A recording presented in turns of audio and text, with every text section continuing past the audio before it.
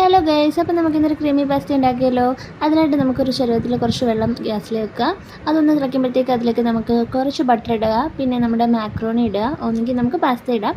അതിനുശേഷം നമുക്കുള്ളൊരു ചീനിച്ചട്ടി എടുക്കുക. അതൊന്ന് ചട്ടി ഒന്ന് ചൂടാകുമ്പോഴത്തേക്ക് കുറച്ച് ബട്ടർ ഇടുക. അതിനുശേഷം കുറച്ച് വെളുത്തുള്ളി ഇടുക, പിന്നെ സവാള, കുറച്ച് ക്യാപ്സിക്കം, കുറച്ച് ക്യാരറ്റ്, പിന്നെ ഒരു ചെറിയ തക്കാളി, ഇതെല്ലാം കൂടിയിട്ട് ഒന്ന് നന്നായിട്ടൊന്ന് വഴറ്റുക. ഓവർ കുക്കാവേണ്ട, ഒന്നൊരു മീഡിയം കുക്കാകുമ്പോഴത്തേക്ക് കുറച്ച് ഉപ്പും കൂടി ഇട്ടിട്ട് നമ്മളൊന്ന് മിക്സ് ചെയ്യുക. ഒന്ന് കുക്കാകുമ്പോഴത്തേക്ക് നമുക്ക് അതിന് ആവശ്യമായ കുറച്ച് കുരുമുളക് പൊടി ഇടുക. അതിനുശേഷം കുറച്ച് ചില്ലി ഫ്ലേക്സും കൂടി ഇട്ട് നന്നായിട്ടൊന്ന് വഴറ്റിയെടുക്കുക.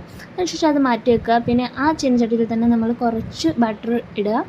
എന്നിട്ട് അതിലേക്ക് കുറച്ച് മൈദാപ്പൊടി ഇട്ടിട്ട് ഒന്ന് മിക്സ് ചെയ്തെടുക്കുക. എന്നിട്ട് കുറച്ച് പാലും കൂടി ഒഴിച്ച് മിക്സ് ചെയ്യുക. ആവശ്യത്തിന് പാൽ നമുക്ക് യൂസ് ചെയ്യാം.